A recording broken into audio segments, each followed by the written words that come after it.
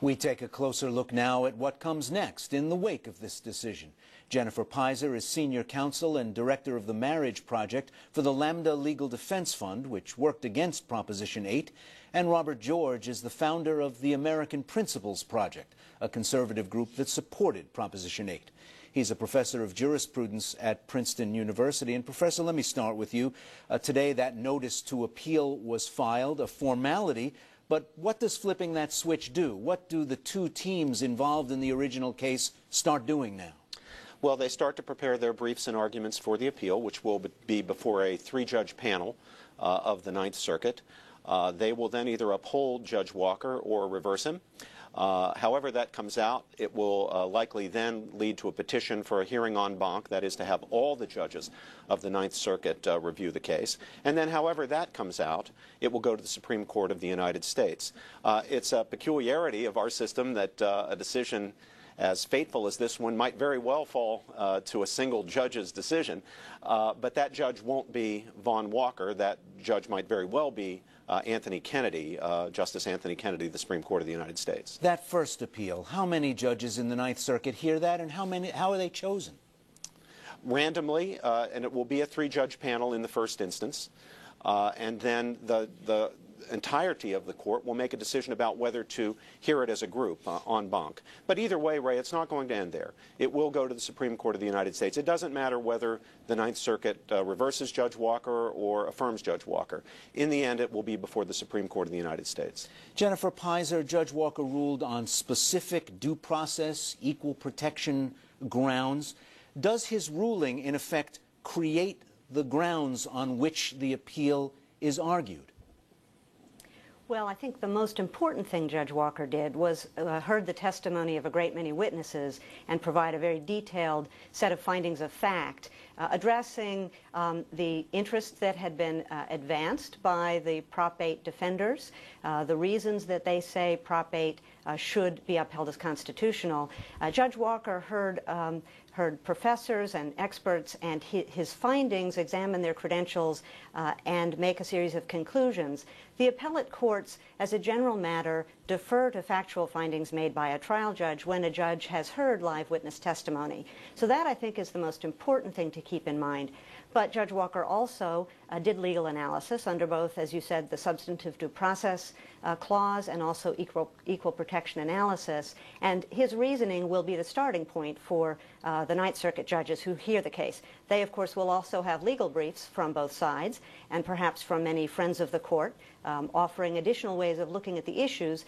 And the three-judge panel will look at the legal analysis afresh, as is always done for legal analysis. But I think very much informed by the factual findings put together by Judge Walker. When you say additional ways of looking at the issue, does that mean both sides can bring up things that they didn't bring up in the original trial? Well, a great many arguments were made to Judge Walker in the briefs, and there were friend of the court briefs submitted to Judge Walker. So there have been many different perspectives on the issues. Equality law in constitutional jurisprudence is quite complicated, and there's a surprising number of unanswered questions when it comes to anti-gay discrimination. For example, should anti-gay rules be seen presumptively as suspicious, or suspect is the legal term, or should they not?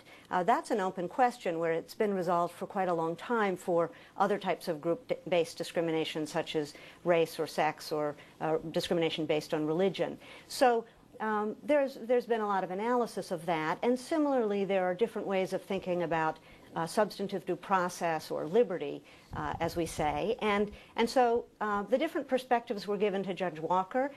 He gave his reading. He's offered two different important ways of considering the equal protection analysis, and all of that, I think, will be the starting place for the Ninth Circuit judges. Professor George, when they get started, will the fact that the supporters of Proposition 8 put on a very brief case hamper them at all in appeal, or do they get, in effect, a fresh start? No, I don't believe that it will hamper them. I believe there will be a lot of friend of the court briefs filed on both sides.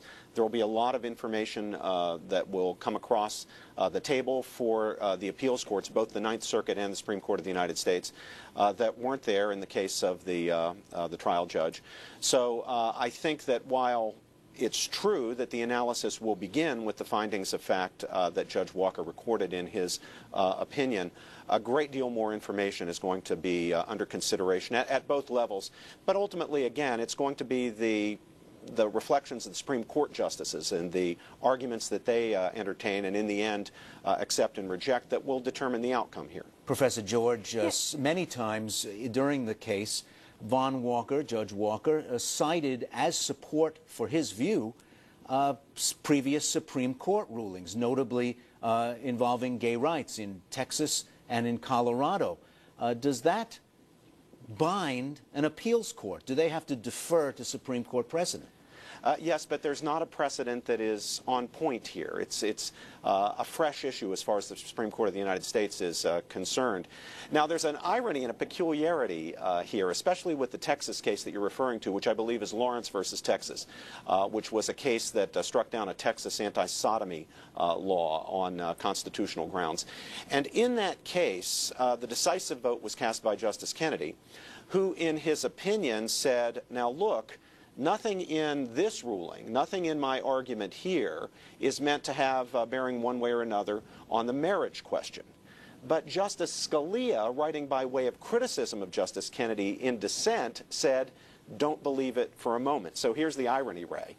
It's going to be people on the anti-Prop 8 side who will be saying Scalia had that one right, and people on the pro-Prop 8 side who are going to be saying Kennedy had that one right. If I could just address that for a second, I agree in part with what was just said in that the Lawrence v. Texas case, which is actually a case that my colleagues litigated, resulted in, I think, the most important legal precedent for this litigation, where Justice Kennedy wrote that both the liberty guarantee and equality guarantees are especially related when it comes to a minority group, and in particular lesbian and gay Americans, being denied the same freedom to have a family life that heterosexual Americans have. There's an equality problem with respect to basic liberty. And while Justice Kennedy said he was not deciding the marriage question in that case, which he was not, the principle will apply, I think, or certainly should apply in the same way. And the Colorado case that you just mentioned is also a very important precedent because that, like this litigation, involved a voter-passed initiative that took away the rights of gay, lesbian, and bisexual people living in Colorado.